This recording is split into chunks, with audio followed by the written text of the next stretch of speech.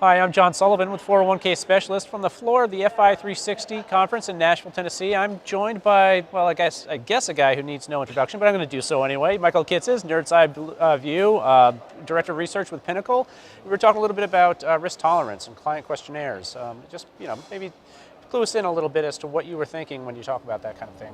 So I think there's an interesting transition right now with how we look at risk tolerance. I mean, this idea of a know your client KYC kind of obligation has been out there for a long time, but with the heightened scrutiny around fiduciary duty, both the scope of ERISA already, and then certainly IRA folks that now have to maybe deal with a DOL fiduciary obligation that they didn't before.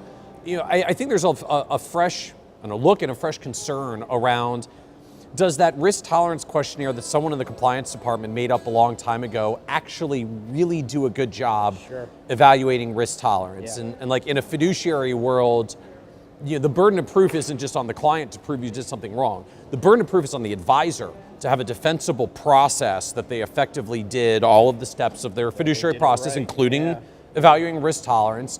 And simply put, I think there's a lot of people out there where if you, do you really want to be sitting in a court of law defending the risk tolerance questionnaire that someone just kind of came up with late one night that asked a few questions about what's your time horizon, what you need for income, and if the market went down, would you buy, sell, or throw yourself off a roof?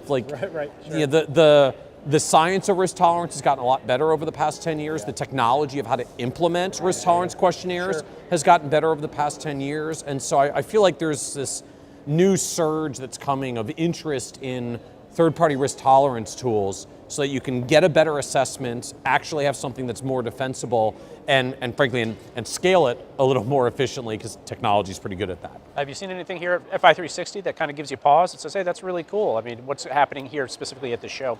So ironically, the good and bad to me around risk tolerance software that we're seeing so far is we're seeing a lot of software coming in.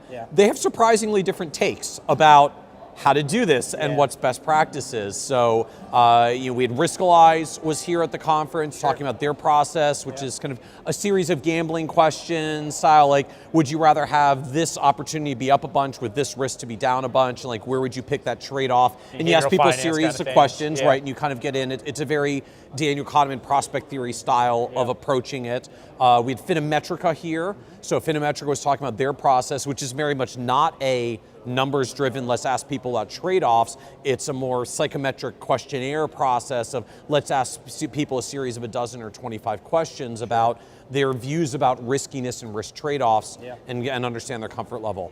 Then we had a third provider here called Tolerisk, which has their own view around it, which is that you shouldn't just look at people's willingness to accept risk in the abstract. You need to look more directly at their capacity to take risks, their ability to take risks. So you still ask questions about things like time horizon and need for income, as well as willingness to take risks, but you look at it on two dimensions. Like my client can go from little ability to take risks to lots, and then very little willingness to a lot. And you kind of get this two-dimensional graph about where people sit in their optimal portfolio, and you get some very different conclusions than when you just look at it in a straight line fashion.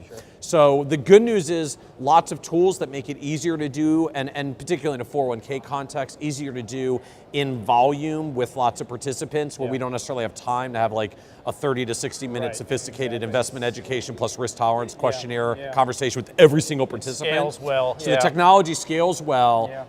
Frankly, I think almost any of the processes are probably more defensible than what a lot of advisors have typically done with kind of homegrown questionnaires. But there is a challenge that there doesn't seem to quite be a consensus yet around what the best way is to ask those risk tolerance questions, except it probably needs to be a little bit more sophisticated than 5 to 7 questionnaires. But you're encouraged by what you see, obviously. Yeah, I'm very encouraged by what I see, and I think the good news is, as people become more cognizant of fiduciary duty and the obligations around the risk tolerance process, the demands that creates for more solutions, frankly, attracts more people in. I mean, for a decade plus in the advisor industry, Finametrica was basically the one and only provider. And now when we look out there, here at the conference, we had Tolerisk, which is a newcomer, Riskalyze, which is been around for a while, but much newer than Finametrica. Then we see newcomers coming into the space like Risk Pro and others that are starting to evaluate, can we provide a solution for advisors as well? And I think all of that is